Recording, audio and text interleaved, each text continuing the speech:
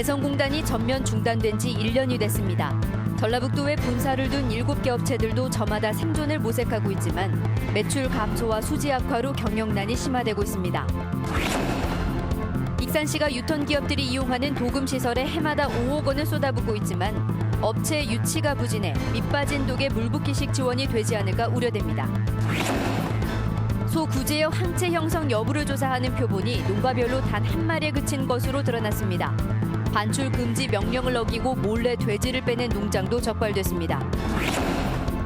농산물의 전자상거래가 1조 원에 이르고 SNS를 이용한 판매도 주목을 받고 있지만 자치단체나 농민들의 활용도는 걸음마 수준에 머물러 있습니다. 여러분 안녕하십니까? JTV 8시 뉴스입니다. 내일은 북한 핵실험에 반발해 정부가 개성공단 운영을 전면 중단한 지 꼭 1년이 되는 날입니다. 전북에 본사를 둔 7개 업체들도 당시 장비와 원재료를 그대로 남겨둔 채 못만 빠져나왔습니다.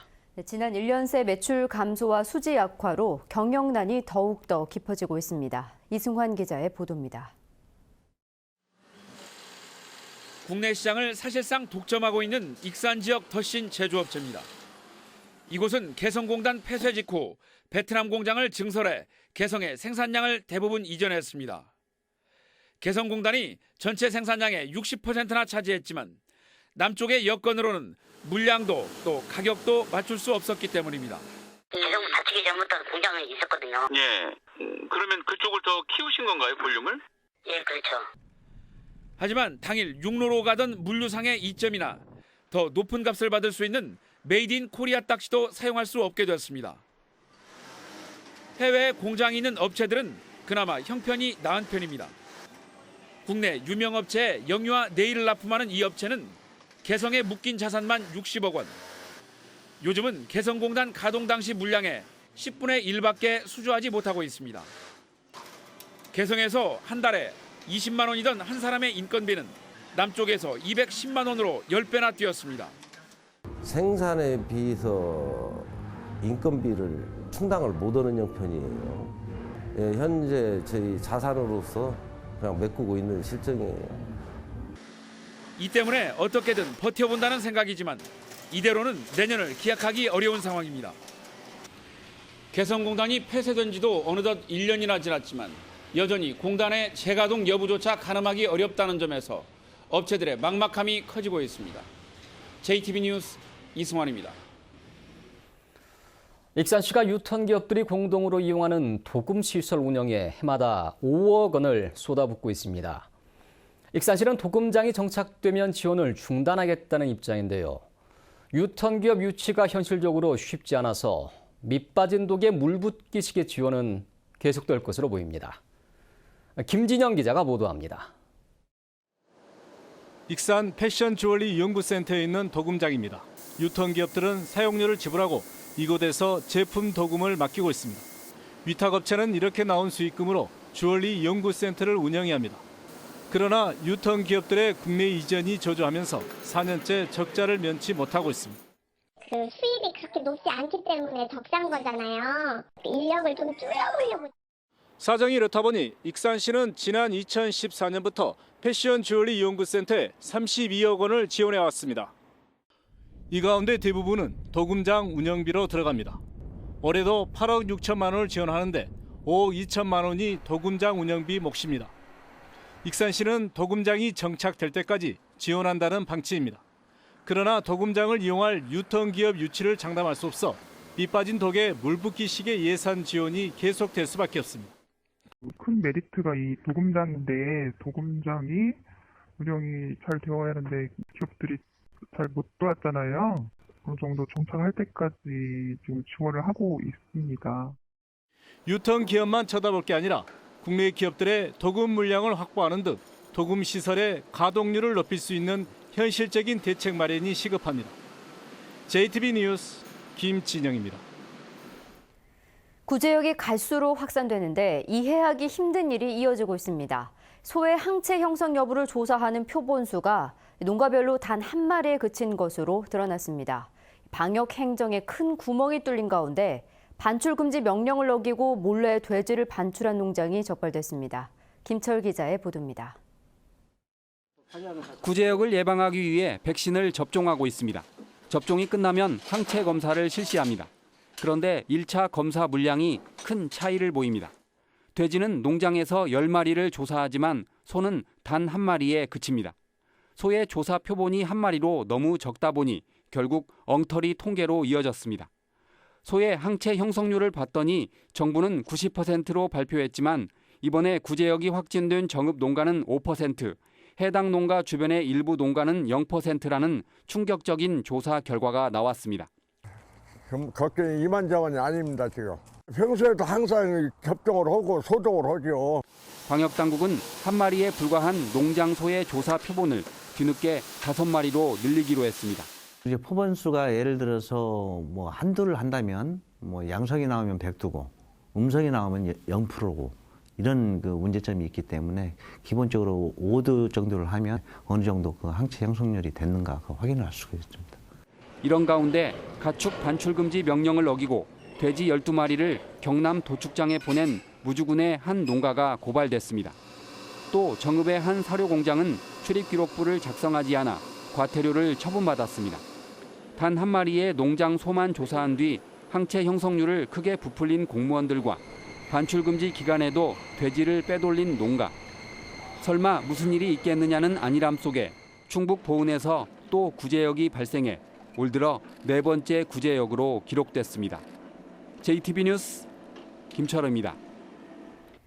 정읍에서 발생한 구제역의 확산을 막기 위해 추가로 한우 농가 한 곳에 있는 소가 모두 살처분됐습니다.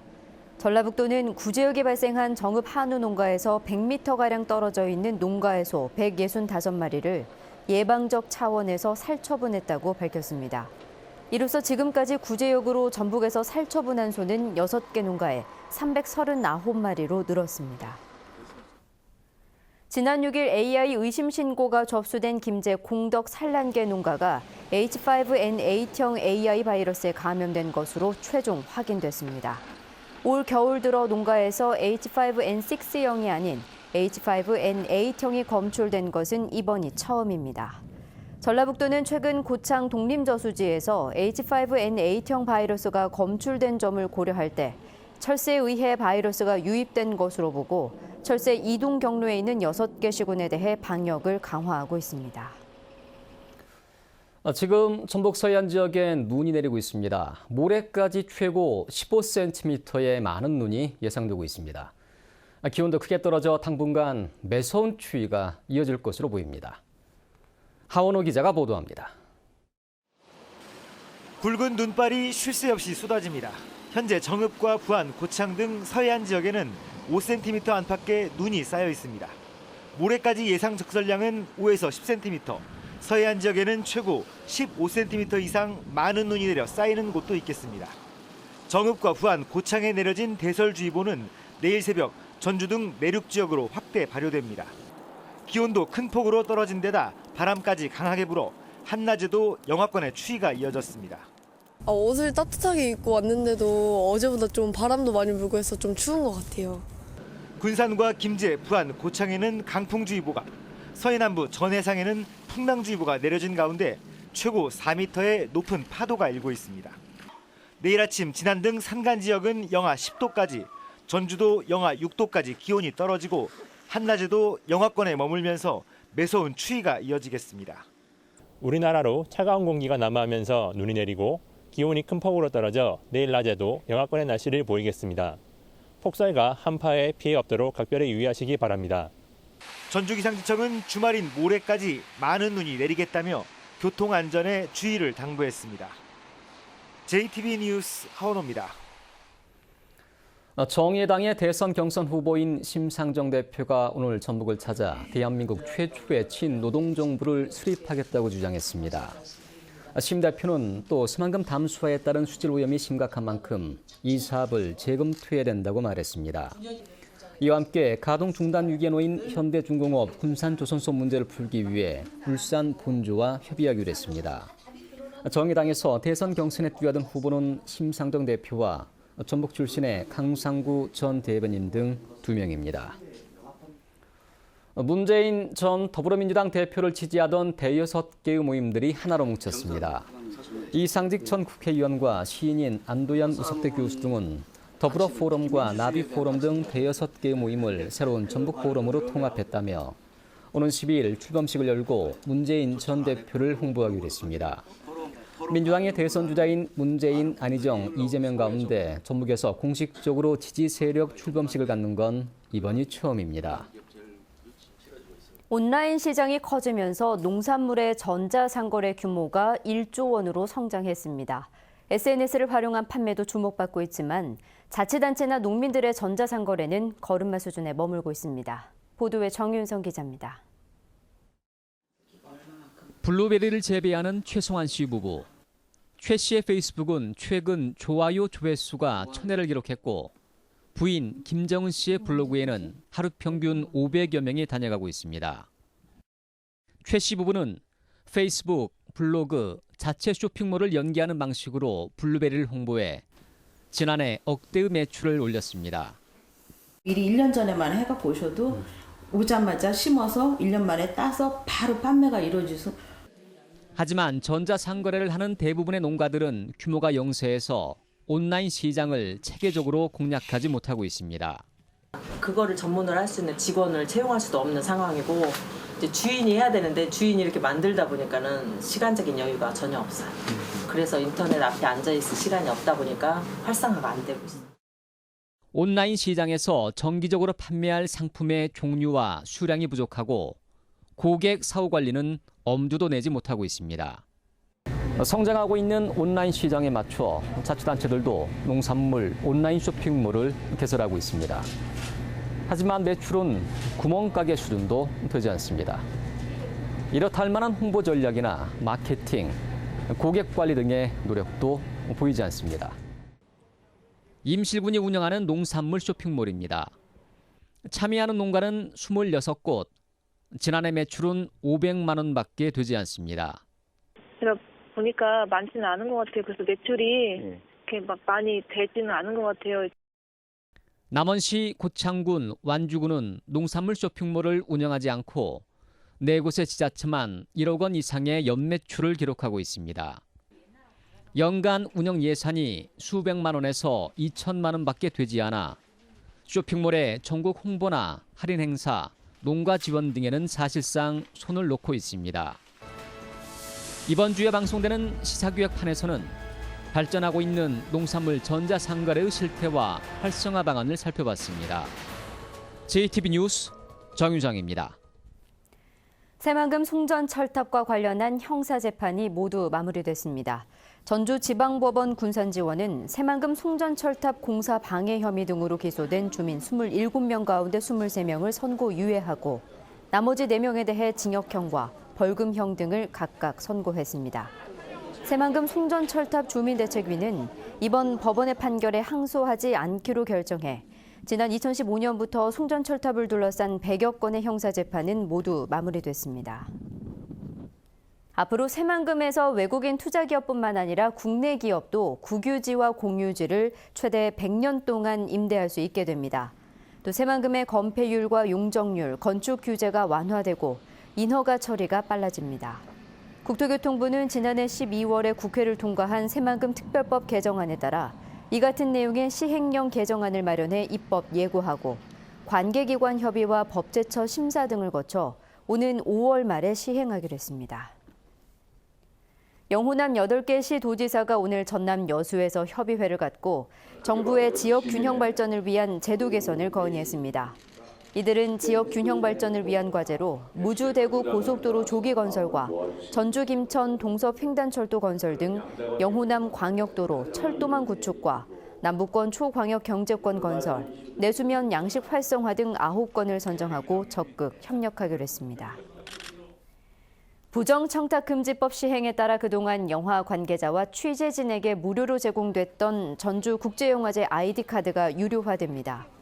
전주국제영화조직위원회는 오는 4월에 개막하는 제18회 영화제부터 상영작을 무료로 볼 수 있는 아이디카드를 영화 관계자들의 신청을 받아 최소 3만 원에서 7만 원을 받고 발급할 계획이라고 밝혔습니다. 조직위는 유료화 시행에 따라 초청 게스트에게만 발급했던 아이디 카드를 영화 제작사와 관련 기관, 영화 관련 학과 재학생 등에게도 발급해줄 계획입니다. 2023 세계 잼버리 대회를 새만금에 유치하기 위한 유치위원회가 오늘 발대식을 갖고 공식 출범했습니다. 오늘 행사에는 세계 잼버리 유치위원장인 이주영 새누리당 국회의원을 비롯해 강은희 여성가족부 장관과 이병국 새만금 개발청장 등 200여 명이 참석했습니다. 세계 잼버리 유치위원회는 대회 개최지가 결정되는 오는 8월까지 전반적인 유치 전략을 세우고 국내외에서 새만금을 홍보하는 역할을 하게 됩니다. 전주지법 형사 3단독은 뇌물수수 혐의로 기소된 강 전 의원에게 징역 2년 6개월에 집행유예 4년, 벌금 5,200만 원, 추징금 2,600만 원을 선고하고 사회봉사 300시간을 명령했습니다.